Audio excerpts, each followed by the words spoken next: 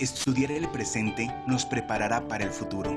La pandemia del COVID-19 es una batalla a contrarreloj.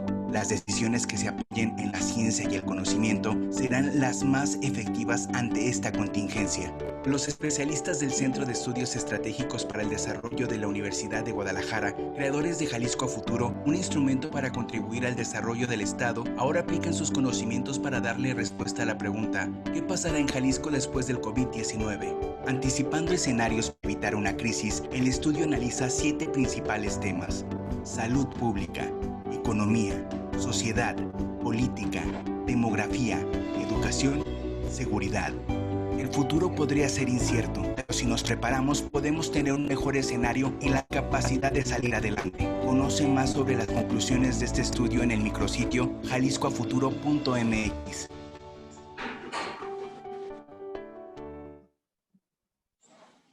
¿Qué tal? Muchísimas gracias por conectarse a esta primera serie de webinars organizados por la Universidad de Guadalajara. Yo les saludo desde la Ciudad de México. Mi nombre es Ibabel Arroyo y voy a ser su anfitriona en esta sesión virtual durante la próxima hora. Vivimos tiempos muy desafiantes, ¿no? No solamente para Jalisco, para México, sino para el mundo. Me parece que en este momento, si podemos voltear a algún lugar para buscar guía o quizás las preguntas pertinentes, es a las universidades. La Universidad de Guadalajara tiene un deber que cumplir y creo que lo está cumpliendo bien para otear el horizonte que tenemos ahorita durante la pandemia. Lo hace de muchas maneras, ¿eh? Este webinar es una de ellas, yo lo celebro. Habrá distintas conferencias, pero tenemos que empezar por lo de a peso. En este primer encuentro, 5 expertos van a hablar del impacto económico de la pandemia y de algunas estrategias generales para sortearla. Pero se los voy a decir en otras palabras. Lo que vamos a ver hoy es esta crisis de qué está hecha, el gobierno para qué, las familias de dónde, las empresas con qué. Antes de comenzar, voy a dar un par de avisos. Este webinar es abierto a la sociedad en general. Por lo tanto, esta sesión va a ser reproducida en vivo por los medios de la UDG, Canal 44, Radio Red UDG y la página de la universidad, así como todas sus redes sociales. Lo pueden encontrar en Facebook, lo pueden encontrar en Twitter. Además, la sesión va a quedar grabada y va a estar a su disposición unas horas después de terminada la sesión en www.udg.mx, ya saben, la página de la universidad. La dinámica va a ser la siguiente. El webinar va a durar 1 hora. Cada panelista tendrá 5 minutos para compartir sus reflexiones y dejaremos el tiempo restante para la discusión, preguntas y respuestas. Yo me voy a dirigir a estos especialistas por su primer nombre, pero no tengan ninguna duda. Tenemos 5 mentes brillantes de economistas que no adolecen de ninguna credencial académica o profesional. Por último, las comunicaciones van a estar silenciadas, pero será posible hacer preguntas o comentarios por escrito a través del chat de la aplicación. Los invito a que hagan preguntas a lo largo de todo el webinar. Ya sin más preámbulos, le doy la palabra primero al rector general de la UDG, Ricardo Villanueva, a quien felicito porque ha tenido un interés especial en que la Universidad de Guadalajara esté acompañando a la sociedad durante este fenómeno tan desafiante. Rector. Muchísimas gracias, Ibabel. Pues para la universidad es un orgullo poder iniciarnos en lo que hoy se conoce como webinars. Cada que escucho decir que la universidad cerró sus puertas o que las universidades cerramos, ya no sé si me da risa, porque yo creo que hemos estado más abiertos que nunca. En muy poco tiempo la universidad, todos sus profesores nos trasladamos a dar clases en línea.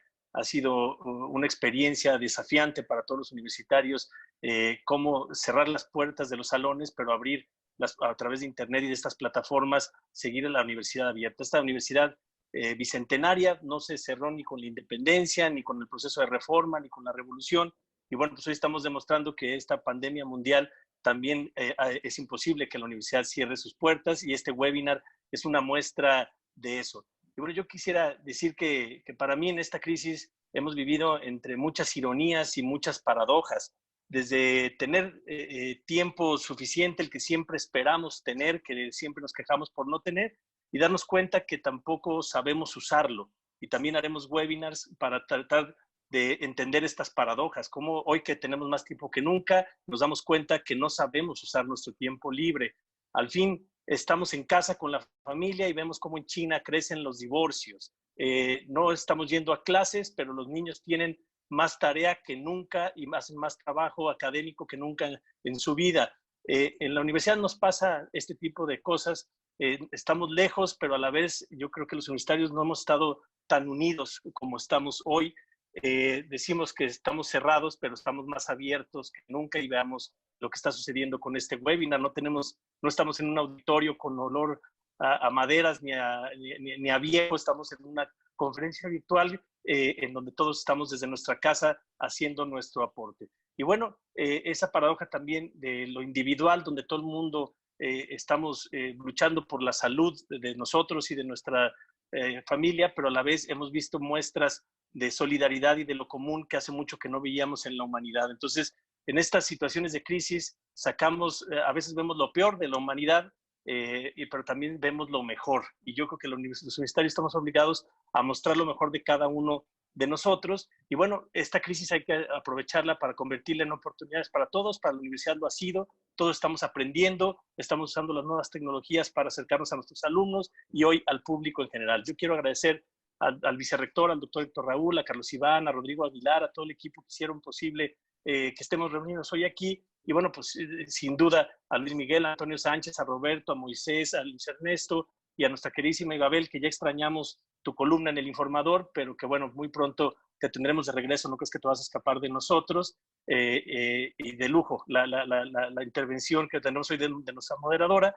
Y bueno, por el último, agradecer al Centro de Estudios Estratégicos para el Desarrollo y a Jalisco Futuro, este gran estudio que desde hace años tenemos los jaliscienses de prospectiva y que hoy sus académicos hagan una actualización de lo que va a pasar a Jalisco después de esta crisis y que lo discutamos abiertamente, me parece maravilloso. Entonces, muchísimas gracias a Liceo Padilla y a todo el equipo del CED por iniciar con estos webinars con Jalisco Futuro y que sean muchos más. Muchas gracias a todos. Gracias, rector. Qué diferente mensaje así informal y directo hacia la sociedad frente a los mensajes a los que estamos acostumbrados en rectoría. Ahora le pido al presidente del Consejo Consultivo del Centro de Estudios Estratégicos para el Desarrollo, el licenciado Raúl Padilla, que también nos aporte un mensaje poderoso. Andamos necesitados. Muchas gracias, Ibabel Arroyo. Es un gusto realmente tenerte nuevamente entre nosotros. Y pues muchas felicitaciones en primer término al rector general y a la Universidad de Guadalajara por esta iniciativa para, como dice el propio rector, aprovechar esta situación de que no obstante que estemos obligados a estar en casa, tratar de contribuir con una serie de reflexiones y análisis a lo que actualmente está sucediendo y está sorprendiendo a todo mundo. Esta pandemia que ha ocasionado el coronavirus, pero que junto con ella y seguramente después de ella vendrán otras pandemias, entre otras la económica, y tener la oportunidad de poder hacer una serie de reflexiones y análisis sobre lo que viene después. Como ustedes saben, Jalisco a Futuro es un ejercicio prospectivo del Centro de Estudios Estratégicos que desde 1999, a partir del ejercicio de una serie de especialistas, viene haciendo ejercicios prospectivos de lo que está sucediendo en nuestra entidad y anticipando lo que podría suceder a futuro para que como sociedad tengamos mejores condiciones de convivencia.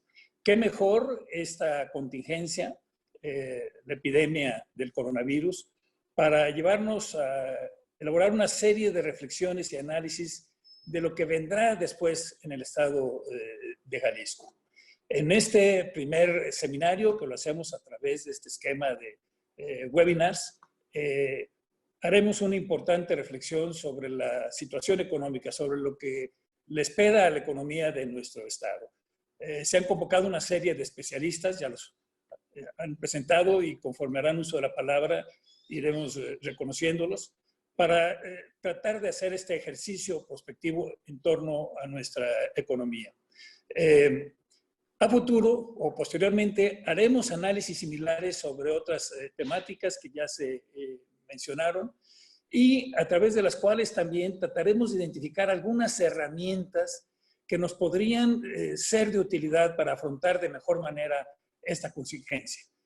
Sin más, porque lo que yo creo que es que todo el mundo quiere escuchar a los especialistas, y agradeciéndote nuevamente, Ibabel, hacernos el favor de coordinar este esfuerzo, y felicitando a todos los ponentes. Te dejo nuevamente en el uso de la palabra. Gracias, Ibabel. Muchísimas gracias. Breve y contundente. De veras que sí es muy distinto hacerlo esto que hay en el Paraninfo. Oigan, hoy la Secretaría del Trabajo en México informó de la primera tanda de tragedia laboral. Más de 300,000 empleos se han perdido en México en menos de mes y medio. ¿Por qué tan rápido? ¿Cómo llegamos aquí? Yo no lo sé, pero por eso voy a escuchar muy atentamente a nuestro primer panelista, Luis Miguel González, director editorial del periódico El Economista. Luis Miguel.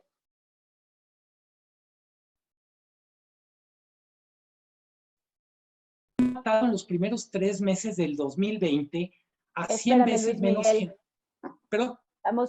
Empieza desde el principio porque la primera parte no te la escuchamos y a lo mejor era el sujeto del predicado. Perfecto. Vamos, otra vez.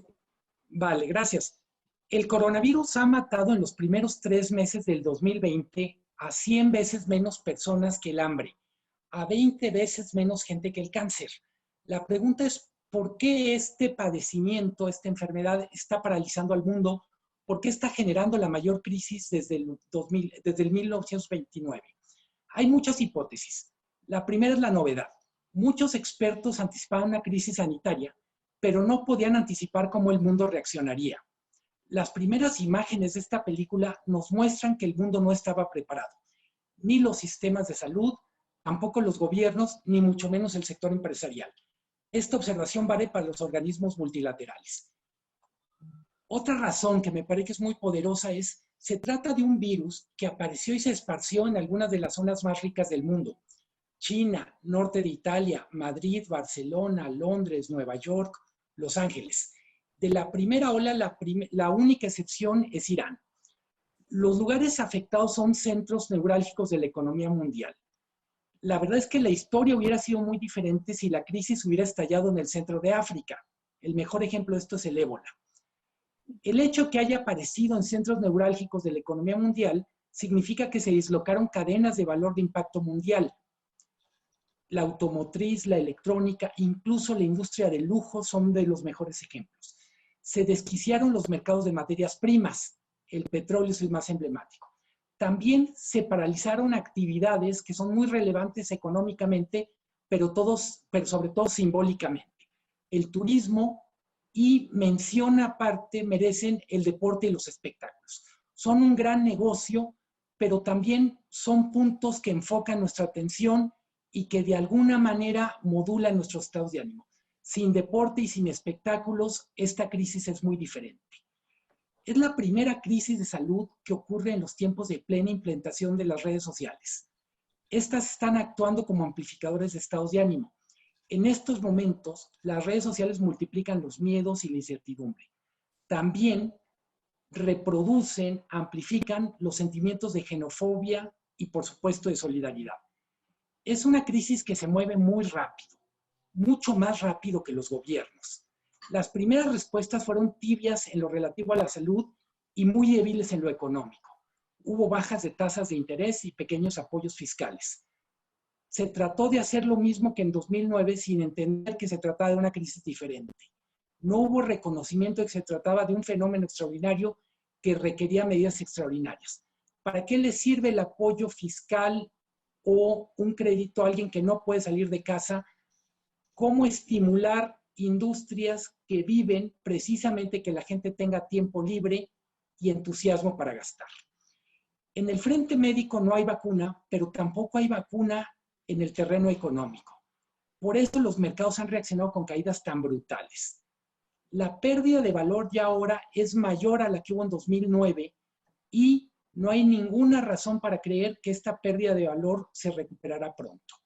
En este caso, los mercados no han hecho sino anticipar el derrumbe de la economía real. En el segundo trimestre del 2020 se anticipan caídas entre 15 y 30% del PIB para los países de la OCDE. 15 y 30% del PIB. Ni siquiera en la Segunda Guerra Mundial hubo una caída generalizada de la economía a ese nivel. Esto se traducirá a final del año en caídas no menores de 4% para Francia y probablemente 6% para Alemania, de acuerdo a los últimos pronósticos librados hoy. ¿Qué tan diferente será la crisis del COVID en los países en vías de desarrollo respecto a los países más desarrollados? Esta es una de las grandes preguntas. De antemano ya sabemos algunas cosas. En nuestros países, los impactos económicos llegaron antes que los grandes problemas de salud.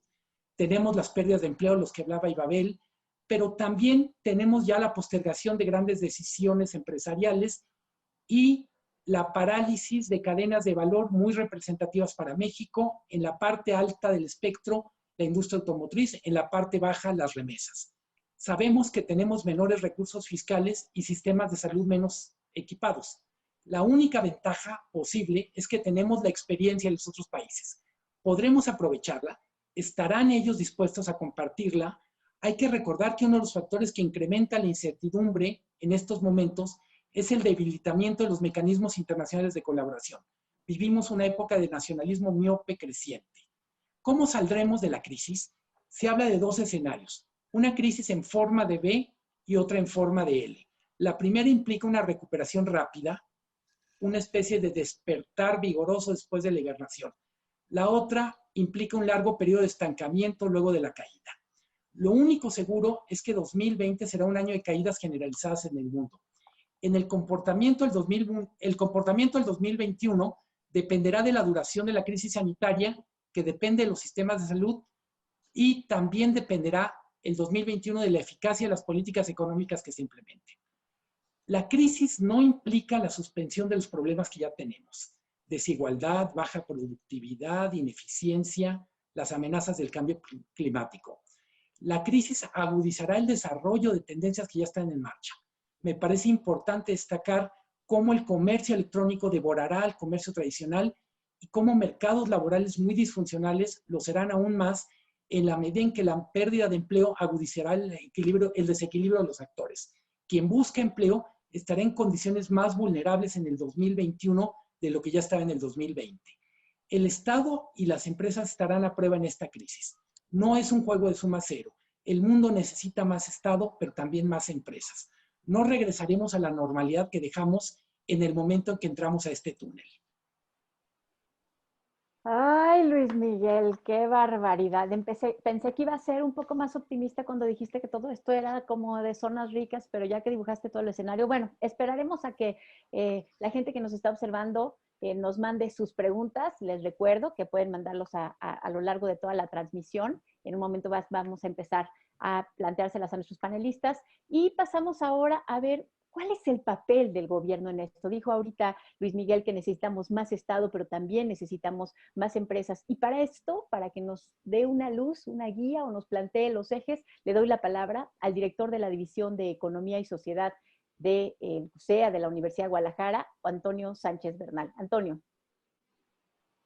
Muy buenos días a todos. Un saludo. Me gustaría plantearles el símil vacacional, que estamos en la playa y vienen dos olas juntas y de un tamaño enorme.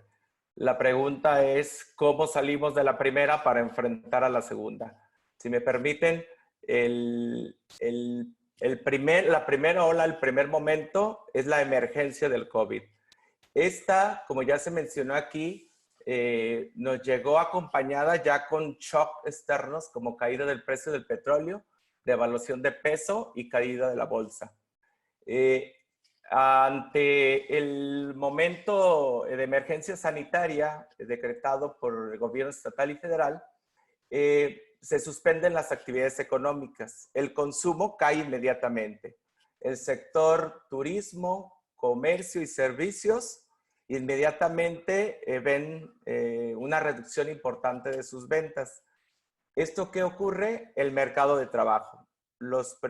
El primer efecto de esta primera ola es sobre el mercado de trabajo y por lo tanto también se esperaría o ya se habla de un segundo golpe que sería sobre las unidades económicas.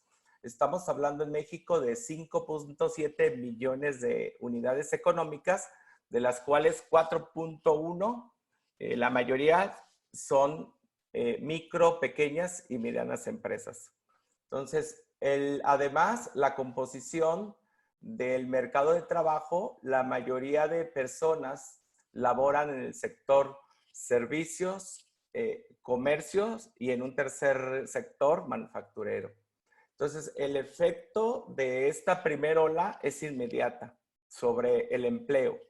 ¿Qué medidas se han tomado? Bueno, por decreto presidencial se dice las empresas deben mantener hasta el 30 de abril los empleos. Hoy el gobierno federal dice que se mantienen los empleos, pero algunas empresas para reducir costos están dando de baja al trabajador del Instituto Mexicano del Seguro Social. Entonces, ese es un tema importante. Y por otro lado, hay un apoyo a las MIPYMES. El gobierno del estado hizo un apoyo a las MIPYMES directamente, pero los 1,000 millones que puso a disposición de ese y otros programas, pues se fueron muy rápidos por el tamaño de unidades económicas y de trabajadores que hay que atender. Por otro lado, también el gobierno federal habló de la expansión de coberturas de programas sociales, es decir, vamos a tener los programas sociales a más gente. Ahí hay una crítica importante porque el efecto inmediato es sobre el mercado de trabajo y quizás los que están en el mercado de trabajo son los más vulnerables en términos económicos y no necesariamente la expansión de la cobertura de programas sociales les está favoreciendo. Entonces, en este primer momento, en esta primera ola, ¿cómo salimos de ella? La pregunta es, ¿cuánto durará la suspensión total de actividades económicas? Si dura mes y medio o si dura 3 o 4 meses, los resultados y los efectos van a ser totalmente distintos porque como ya lo comentó Luis Miguel, ya hay afectaciones sobre el sector exportador, sector automotriz, sobre el frente de microempresarios y el mercado laboral, y por lo tanto ya el sector empresarial habla de destrucción o cierre de empresas. Entonces, ¿esto qué implica? Que necesitamos una política económica para la recuperación económica que definitivamente sea novedosa, sea innovadora y haga tiros de precisión. Ahora, yo planteo que los escenarios para la salida de la recesión económica, porque estoy seguro que vamos a salir de esta recesión económica como lo hemos hecho en otras y igual todas las economías del mundo, la pregunta es ¿a qué costos y cómo? ¿Y qué aprendemos de ella? Pues está dada por la profundidad de la recesión. Si la recesión es alta o la recesión es baja. Y por otro lado, de la capacidad que tenemos de construir un proyecto para salir de la recesión juntos o cada quien por su lado. Es decir, el gobierno federal un proyecto no tan apoyado por el sector empresarial y los gobiernos estatales, o salimos con un proyecto para enfrentar cualquier nivel de profundidad de la recesión, ya sea alta o baja. Yo entiendo que el gobierno federal está apostándole a que tendremos una profundidad de la recesión baja, es decir, que nomás tenemos un problema de demanda y que en la medida que salgamos de la crisis sanitaria, acelera el gasto público para inversión y entonces la economía empieza a crecer. Los empresarios están señalando que lo más seguro es que hablemos de una caída del PIB muy grande que destruye parte del aparato productivo. Y entonces que los instrumentos de política que requerimos para enfrentar una profundidad de crisis alta es distinta. Lo que yo observo en este momento, que la gran discusión es entonces, ¿cuál es la mejor forma de mantener los empleos? Hacer apoyos directos e indirectos a los trabajadores como lo plantea el gobierno federal o manteniendo las fuentes de empleo como lo plantea el sector empresarial. Yo creo que estamos en esta primera ola, también estamos en el proceso de construir una política contra la recesión económica, es decir, estamos haciendo las dos cosas simultáneamente. Este es un momento muy complejo para para la sociedad, para los líderes de la sociedad también, para los que viven en sus casas cotidianamente esta pandemia. Y es un momento en que a la vez que se enfrenta la crisis sanitaria, hay que estar construyendo esta política contra la recesión económica. Y la gran pregunta es si logramos un proyecto conjunto para, independientemente de si enfrentamos una profundidad de recesión alta o baja, podamos tener los mejores resultados sociales. Yo lo dejaría hasta ahí. Muchas gracias. Muchas gracias, Antonio. Me impresiona mucho que en este tiempo hayas podido hacer un diagnóstico, hayas utilizado metáforas y hasta alcances a plantear dilemas de prospectiva de políticas públicas. O sea que sí se puede, qué bueno. Muchas gracias, Antonio. Les recuerdo a todos los que nos están escuchando que este webinar está organizado por la Universidad de Guadalajara. Lo pueden ustedes seguir en el canal 44, en las redes sociales de la universidad, en Red Radio Universidad de Guadalajara, y va a estar a su disposición en cuanto se termine en www.udg.mx. Paso a nuestro siguiente panelista, y que ahora nos va a dar también información relevante encapsulada. Le doy la palabra al coordinador de la licenciatura en Economía en la Universidad de Guadalajara, Moisés Alejandro Alarcón, para pasar ahora al eje de la economía local. Moisés. Hola Ibabel, buenos días y buenos días a todo el auditorio. Qué gusto estar aquí en este primer webinar que está organizando UDG. Y pues, como me antecedieron ya antes Luis Miguel y el doctor Antonio, pues sí, hay algunas pistas de por dónde podemos escapar a esta recesión económica. Y a mí me gustaría más que nada pues dar un panorama de en dónde nos encontramos como Jalisco en cuanto al contexto nacional de lo que está sucediendo.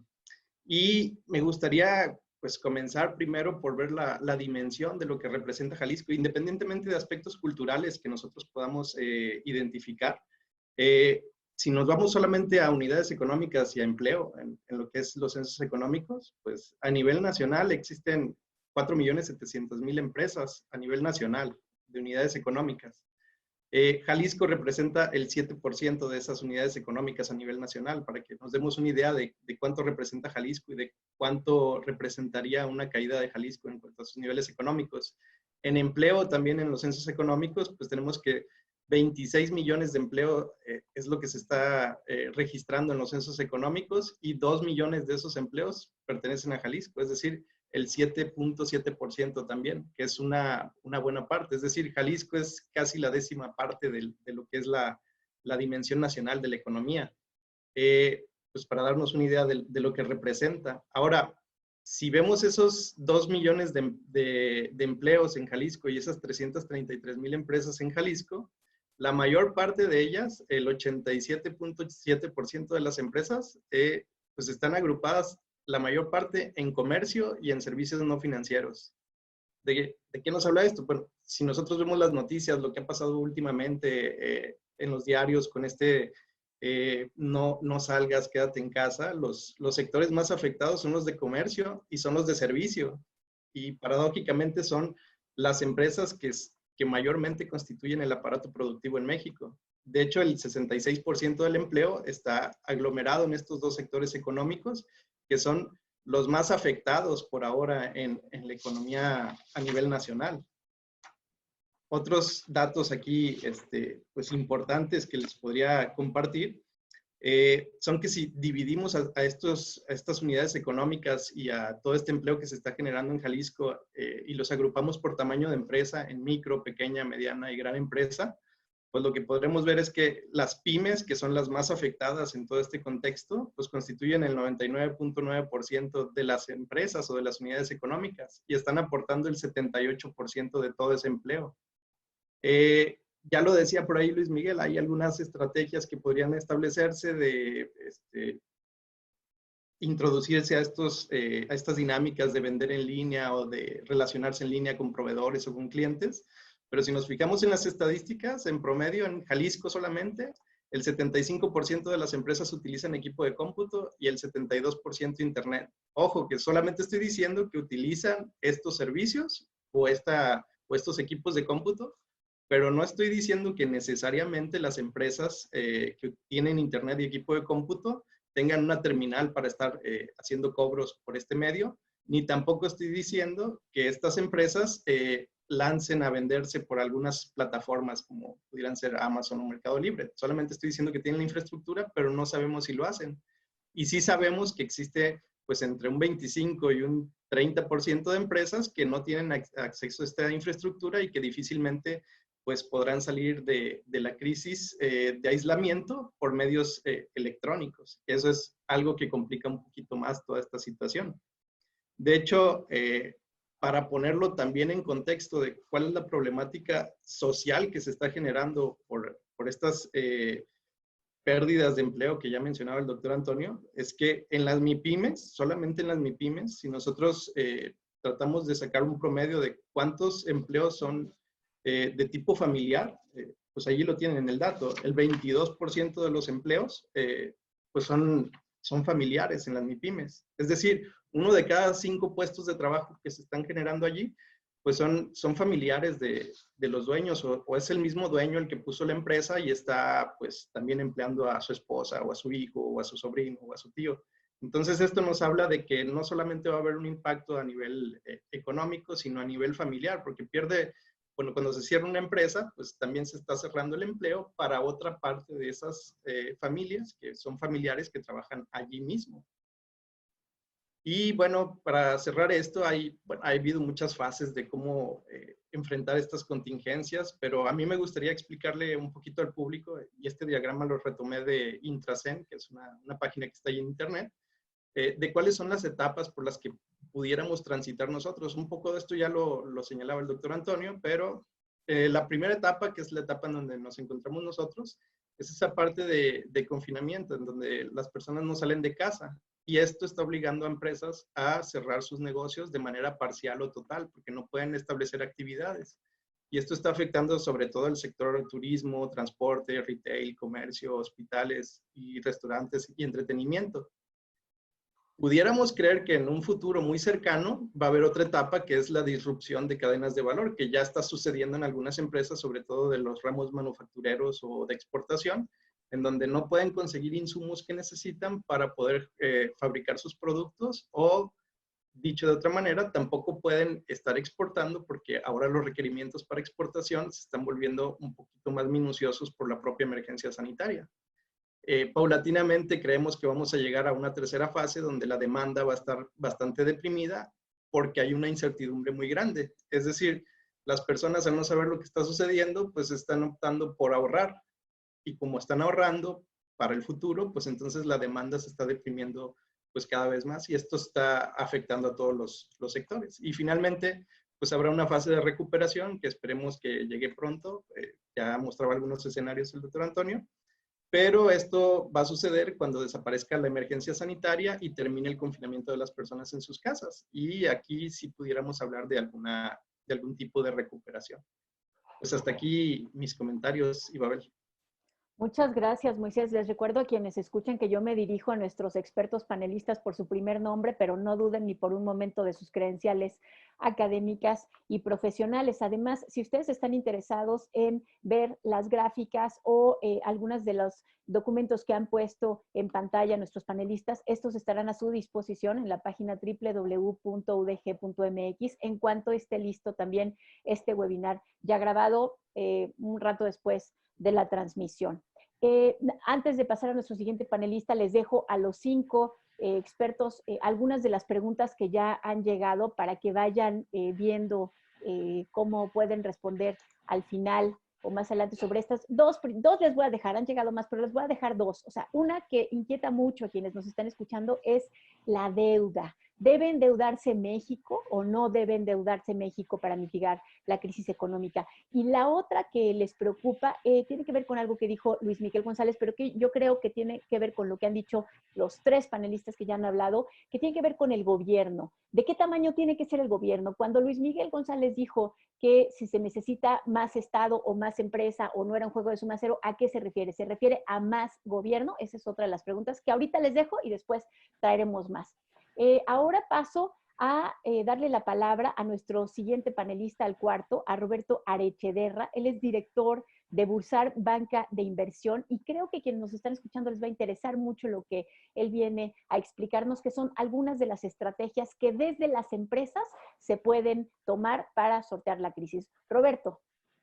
¿Qué tal? Muy buenos días a todos. Muchas gracias por la oportunidad. Gracias, Ibabel, por cederme la palabra. Agradezco a la Universidad de Guadalajara este espacio para poder compartir algunas estrategias con los académicos, con la comunidad estudiantil y con los empresarios que nos están viendo para tratar de sortear de mejor manera esta crisis. Me voy a permitir compartir mi pantalla de forma que puedan ver de lo que voy a estar hablando en este momento. Pero estamos, como ya se ha dicho, viviendo un escenario muy fuerte y sin precedentes de lo que está pasando en México y en el mundo. Estamos pasando por una temporada muy fuerte de cambios en las organizaciones e inclusive en la manera como nos estamos organizando, y esto hace que tengamos la necesidad de esgrimir algunas estrategias muy concretas al interior de las empresas para poder dar, digamos, un buen manejo o el mejor manejo posible a esta situación que estamos viviendo. Lo primero que quisiera comentar es que desde la perspectiva de un servidor y la experiencia que tengo al respecto,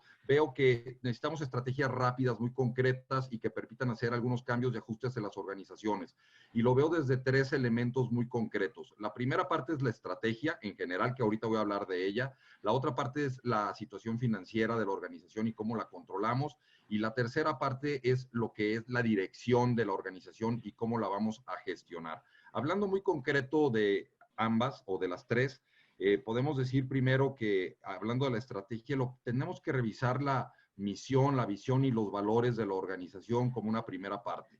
Hay que tener claro cuáles son los principios fundamentales y las bases en las que vamos a tomar decisiones dentro de la empresa.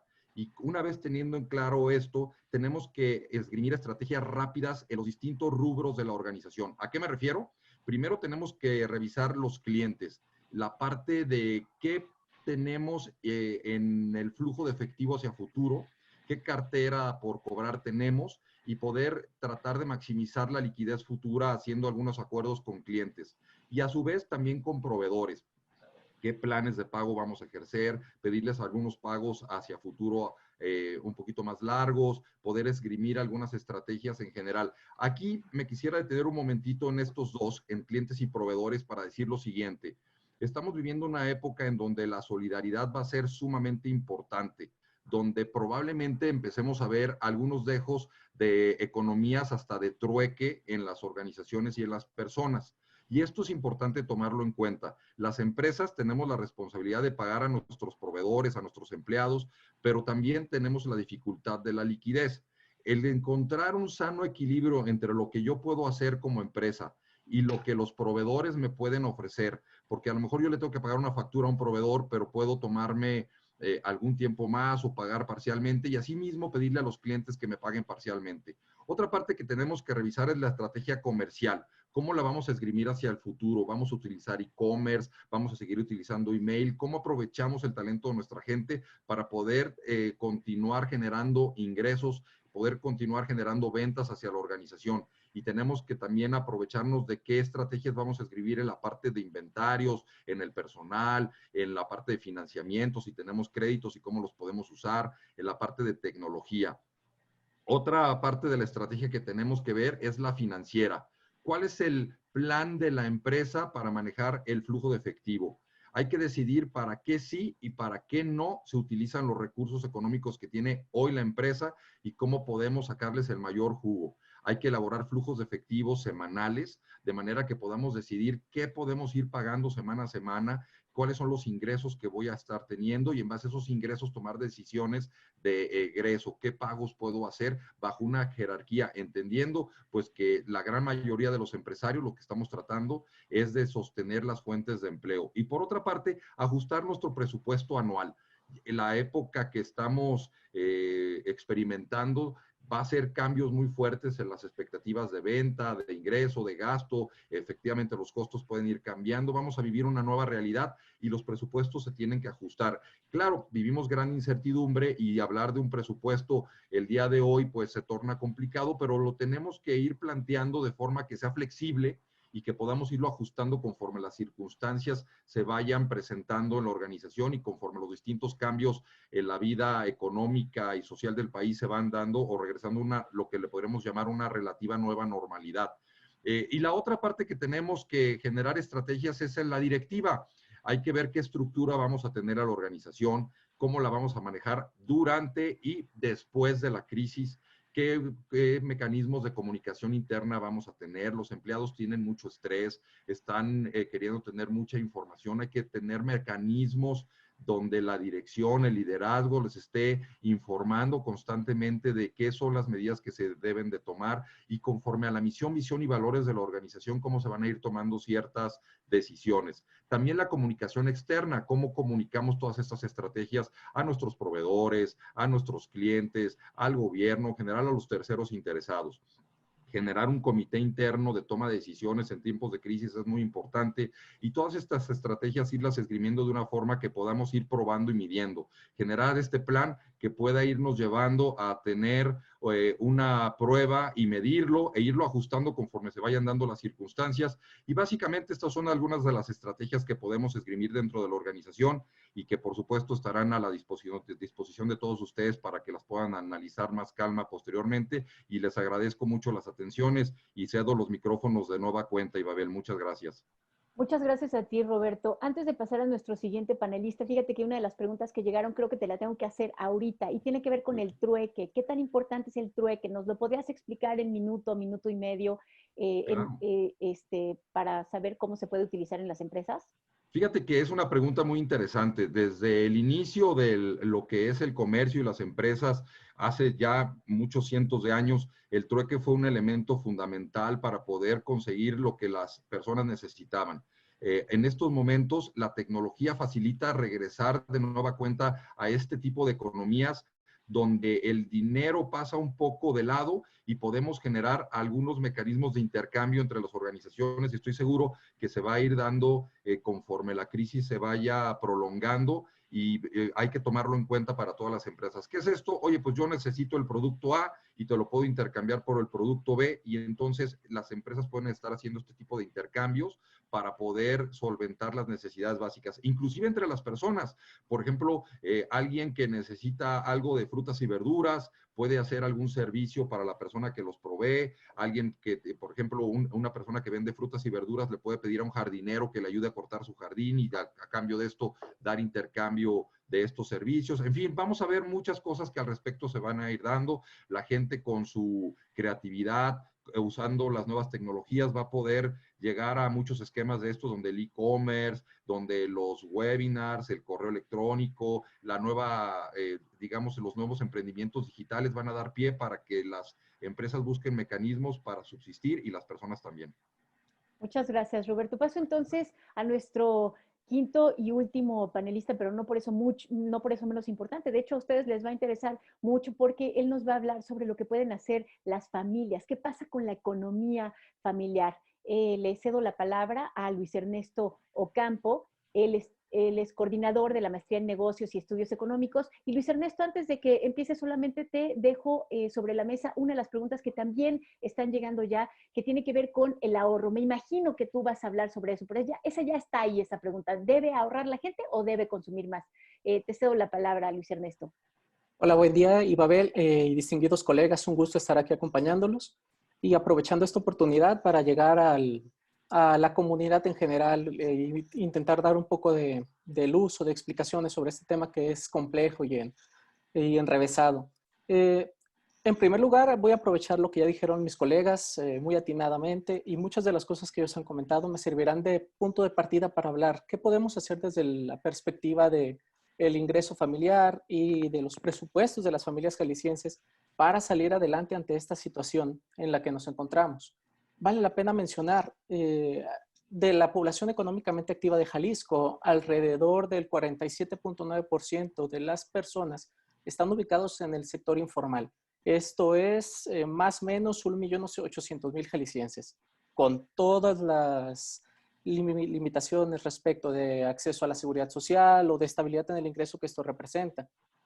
Si también seguimos un poco con el análisis de los datos, más o menos un 51% de los jaliscienses están viviendo con menos de 2 salarios mínimos como ingreso, lo cual nos habla de que tenemos una estructura poblacional que está viviendo al día. Este es uno de los principales problemas para que estas medidas de confinamiento funcionen de manera efectiva. Tenemos un gran grupo de la población, una gran parte, que depende de su actividad diaria para salir adelante. Y las medidas paliativas que se han implementado desde a nivel estatal están ahí, pero como ya comentaban panelistas anteriores, no hay dinero que alcance ante estas circunstancias. Entonces, ¿qué es lo que podemos hacer? ¿Cuáles son las alternativas que tenemos? Por un lado están los programas sociales, los apoyos que en alguna medida puedan ayudar a paliar parte del problema, pero como ya mencionábamos, el alcance es limitado y no alcanzará a sostenerlo por siempre. Entonces, desde la óptica de las familias es donde tenemos que actuar probablemente, es donde podamos encontrar las estrategias. Estamos en un territorio de mucha incertidumbre, como ya se comentaba, es un fenómeno nuevo, no sabemos cuáles serán las implicaciones. Y retomando lo que preguntaba Ibabel, el tema del ahorro. Un primer aspecto relevante que tenemos que tomar en consideración es la organización del presupuesto familiar. Tenemos que evitar las compras de pánico, tenemos que racionalizar el consumo en aquellos artículos que sean de primera necesidad, en las cosas que son más elementales. Pero todo esto carece de sentido si analizamos que una gran proporción de las familias jaliscienses viven al día, es decir, no tienen para ahorrar, tienen que salir a trabajar día con día. Y es por esto que retomo también elementos que ya se han mencionado previamente. Son conceptos que vienen de lo que se entiende como la economía solidaria. La economía solidaria no es un tránsito hacia el comunismo, cosas así, no. Es una economía de mercado que pone el eje o el centro en la persona, en el individuo. Y creo que es ahí donde podemos encontrar un salvavidas ante esta situación. Ya se comentaba previamente la importancia que pueden tener estas relaciones de intercambios directos, casi de trueques. Y estoy de acuerdo en que por ahí podemos encontrar una salida para los ingresos familiares. Si somos capaces de identificar nuestro barrio, la señora que hace gelatinas, el señor que sale y vende tamales, sabemos que esta puede ser una manera en la que podemos contribuir en nuestra localidad más directa para paliar esta situación. Es probablemente ahí en donde podamos encontrar las estrategias. Entonces, ¿cuál sería la idea? En un primer momento, priorizar el consumo de lo producido localmente, pero llevando lo local hasta la comunidad en la que nos encontramos. Esto puede ayudar a que nosotros mismos, en nuestros círculos más cercanos, estemos apoyándonos. Esto será insuficiente, es obvio.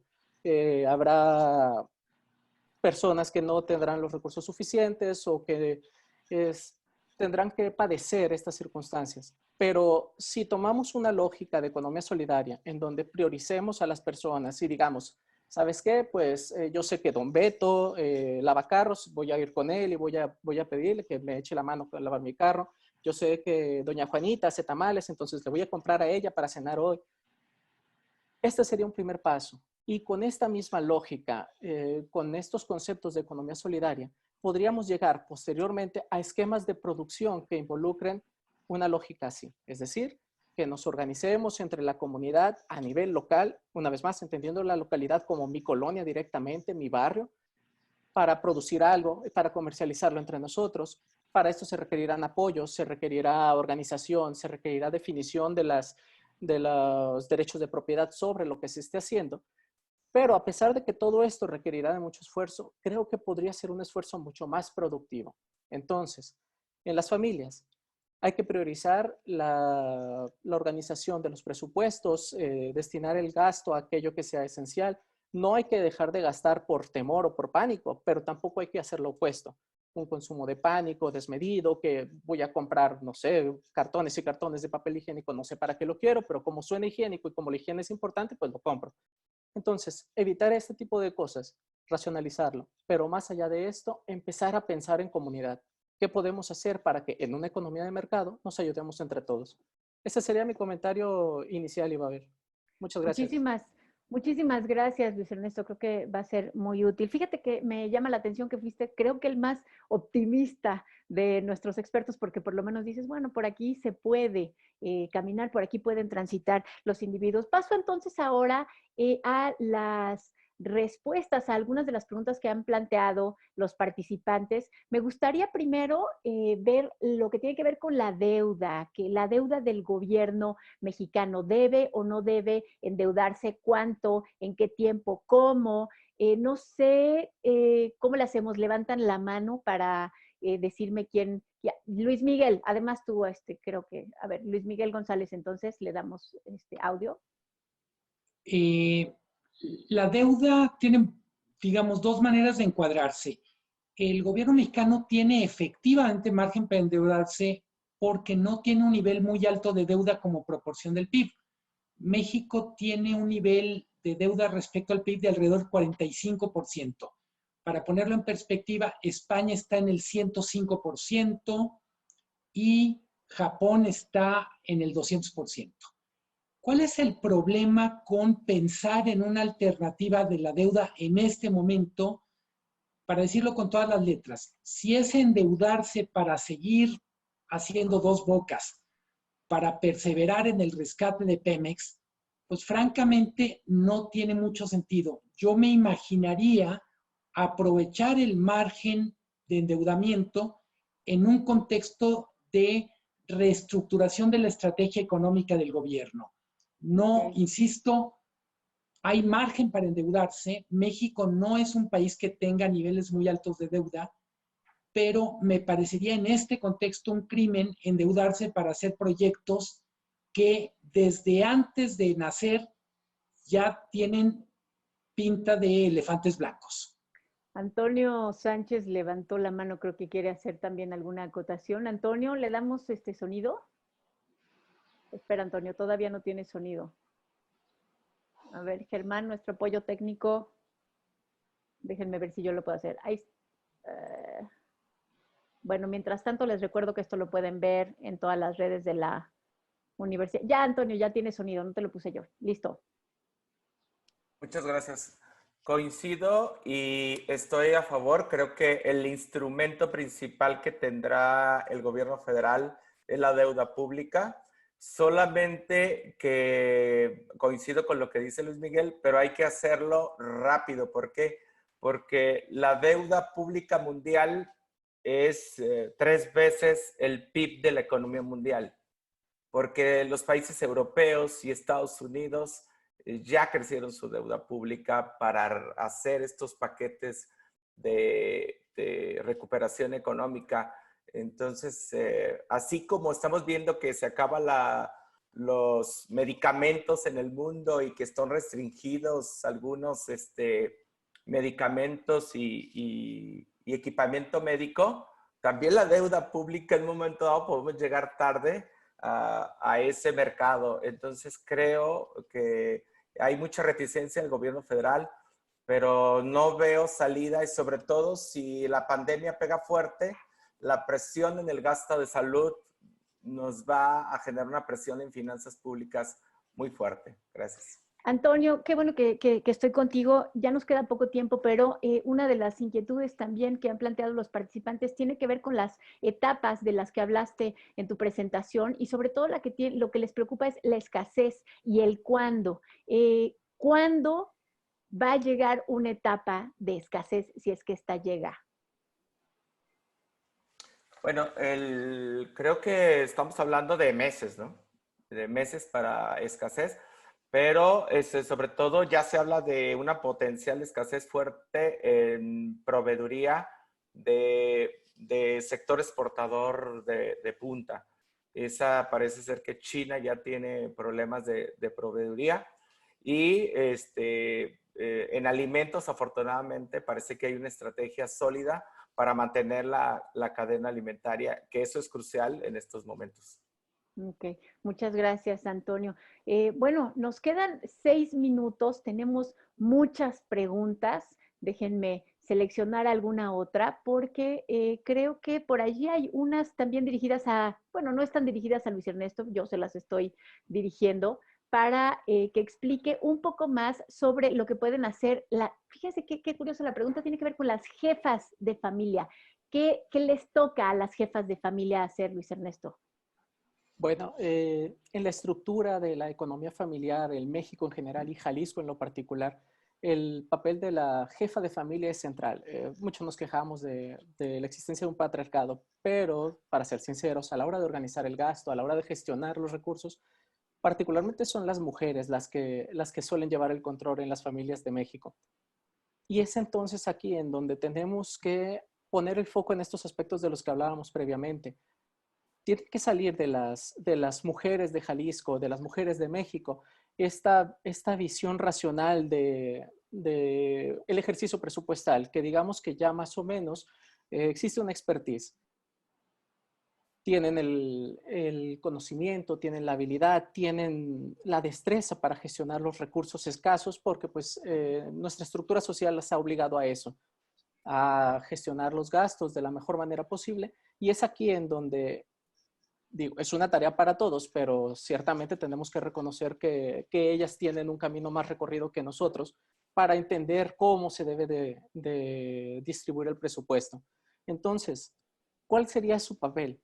Seguir fungiendo como lo que han sido, como la lógica financiera al interior de los hogares mexicanos y jaliscienses, distribuyendo el gasto de la manera más eficiente posible, pero al mismo tiempo ayudándonos a organizar actividades productivas que pueden realizarse desde el hogar. Las alternativas son muchas, tenemos muchas opciones de ejercicio del gasto y lo importante es identificar aquellas actividades específicas en donde podamos obtener un ingreso adicional, permaneciendo en casa, manteniendo las medidas pues, de cuidado que la contingencia requiere. O sea que ni pregunten, Luis Ernesto, ya son las expertas. A ver, bueno, ahora, pues un minutito para Moisés. Moisés, tú hablaste sobre los desafíos digitales y preguntan sobre qué pueden hacer las empresas para poderse subir a esta ola y que les ayude utilizando más y mejores tecnologías. Sí, mira, yo lo que comentaba era que alrededor del 72% de las empresas tienen acceso a Internet. No necesariamente esto significa que las empresas estén utilizando Internet necesariamente para vender sus productos o para contactarse con proveedores, pero sí sería importante tener en cuenta que pues necesitamos tener especificaciones de productos. Es decir, si tú quieres vender algo en Mercado Libre o lo quieres vender en Amazon o a través de cualquier otra plataforma, necesitas tener todas las especificaciones de tus productos. Y yo creo que sí se podría aprovechar este tiempo en donde las empresas ahorita están momentáneamente deteniendo sus operaciones para tratar de especificar todas estas características de sus productos y tratar de lanzarlas a una venta en plataformas digitales, que eso yo creo que sí les ayudaría bastante. No necesariamente a todas las empresas, porque hay unas empresas de servicios que sí se están viendo bastante afectadas. Es decir, yo no me atrevería a decir que un dentista, por ejemplo, pudiera vender sus servicios por Internet, pero sí lo podría hacer alguien que venda productos manufacturados que sí se puedan trasladar de un lugar a otro. Entonces, aprovechar este tiempo para hacer todas las especificaciones y también, pues, aprovechar este tiempo para elaborar proyectos de inversión, elaborar solamente el manuscrito y las especificaciones, porque en algún momento se van a abrir créditos y vas a necesitar de todas esas herramientas para poder solicitar créditos. Muy bien, muchísimas gracias, Moisés. Muchísimas gracias a todos los expertos por haber participado. Muchas gracias a todos aquellos que se unieron a este primer webinar de la Universidad de Guadalajara. Les recuerdo que el próximo miércoles tendremos otro, igual a las 11 de la mañana. Se va a llamar Tiempos de Ansiedad, Impactos Emocionales de la Pandemia y Estrategias para Mitigar sus Efectos. Les recuerdo que este webinar y sus documentos estarán en las páginas y las redes de la Universidad de Guadalajara y los esperamos el próximo miércoles. Muchas gracias a todos. Gracias. Hasta luego. Gracias.